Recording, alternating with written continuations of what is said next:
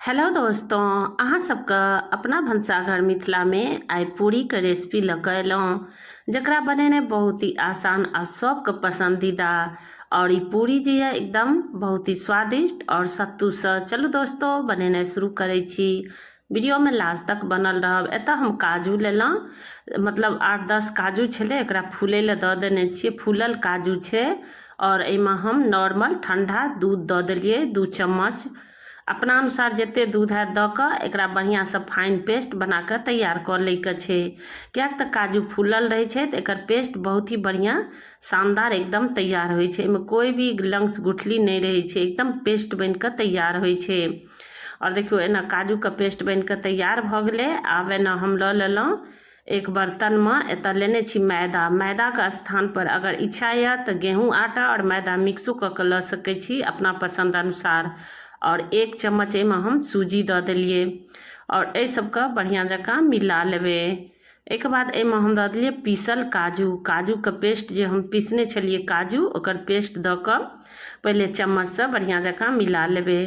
दोस्तों एकर जे पूरी जे छै ने से बहुत ही स्वादिष्ट बनै छै और एकदम लगत जेना जे खाइते रही। ओहिके बाद एहिमे कनी पानि दऽ देलिए। पानि दऽ कऽ एकरा हम बढ़िया जकाँ डो तैयार कऽ लेबै। दोस्तों वीडियो में लास्ट तक बनल रहब।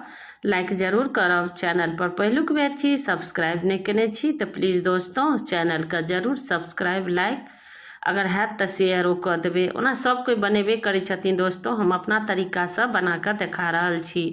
एतऽ हाथ में हम हल्का घी या तेल लगा कऽ आ एकरा बढ़िया जकाँ सानि लेबै। और एकरा जे हम सनबै से एकदम कड़ा डो रखबै, एकदम रोटी जेना सानै छियै तेना नहीं रखबै। ओहिसँ हम हल्का डो कड़ा रखबै। जेना पूरी के डो तैयार करै छियै ना, आटा सानै छियै तेनाहिए हम सानि लेबै और बढ़िया जकाँ 4 से 5 मिनट तक बढ़िया जकाँ मसैल देबै।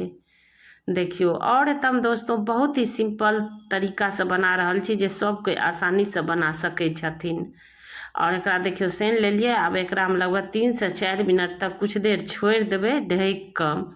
तब तक एना हम ये सत्तू जे यऽ तकर डो तैयार कऽ रहल छी भरे के लेल। एतऽ हम 1 चम्मच सत्तू लेलहुँ और सत्तू जे छै ने से ताजा छै। एहिमे कनी हल्का नमक दऽ देलिए और हल्दी पाउडर।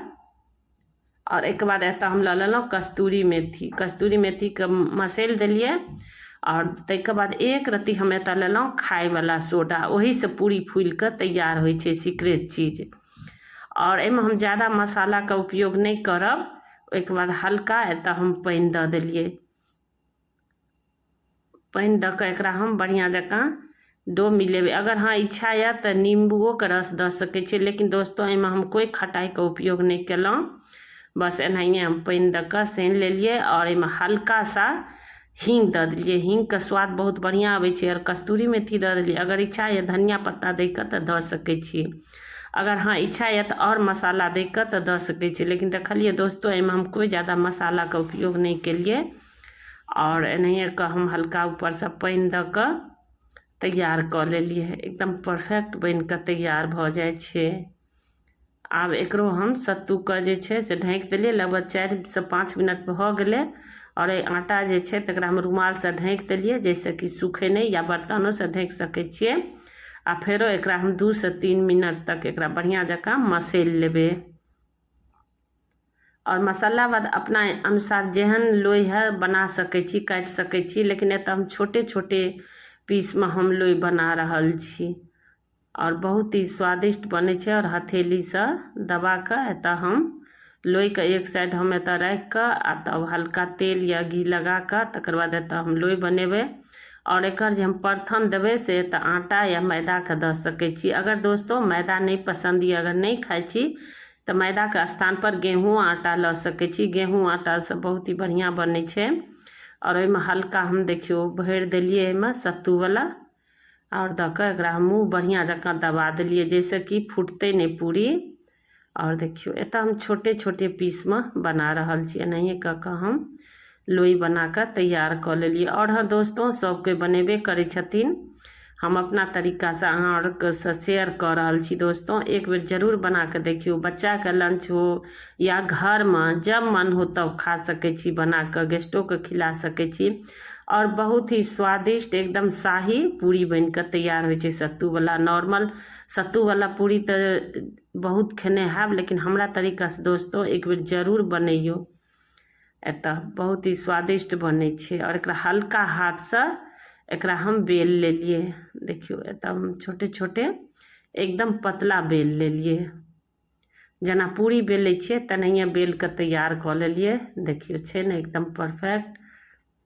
एहिमे हल्का हम भरने छियै, एनाहिए कऽ कऽ हम सब पूरी बेल के तैयार कऽ लेलिए। आब एकरा हम कपड़ा से ढेक देबै जैसे कि पूरी सूखे नहीं। और ना तेल जे छै से गरम छै, और गरम तेल में हम दऽ देलिए। और ज़्यादा हीट गरम तेल में नहीं दै के छै, नहीं तो पूरी जल जेतै। ओहि दुआरे मीडियम जहाँ तेल गरम हेतै, घी या तेल कोई चीज में छानि सकै छी। एकरा धीरे धीरे हम देखियो एतऽ छानि के तैयार कर लेलिए। देखियो एकदम फूलल फूलल, हल्का फुइटो गेलै पूरी लेकिन एकदम फूलल छै। बहुत ही स्वादिष्ट, हमरा आइटम सब कोई पसंद केलखिन। और एहि तरह के पूरी कोई पार्टी फंक्शनों में बना सकै छी, या सफर में जा रहल छी तऽ लऽ जा सकै छी। लेकिन देखियो एनाहिए कऽ के बना के हम तैयार कर लेलिए। एगो बना लेलिए, फिर एना दोसरो देखियो फूलल छै। हमरा तऽ अपने खुद विश्वास नहीं छलै जे एते बढ़िया पूरी बन के तैयार भऽ गेलै। सादा पूरी तऽ फुलबे करै छै। और हमरा तरीका दोस्तों एक बेर सत्तू वाला पूरी बना के देखियो ना, सबके बनबे के तरीका अलग हो छै। बहुत ही स्वादिष्ट एकदम परफेक्ट, कोई भी सब्जी के साथ खा सकै छी। सब्जी भुजिया के साथ, सब्जी सबके साथ तो बढ़िया लगबे करे छै। और देखियो एतऽ हम देखा रहल छी एकदम परफेक्ट बन के तैयार भऽ गेलै। और दोस्तों सब्सक्राइब नहीं केने छी तो जरूर सब्सक्राइब लाइक जरूर कर लेब दोस्तों। फिर हम अगला वीडियो में एक नया रेसिपी लऽ कऽ आयब। धन्यवाद।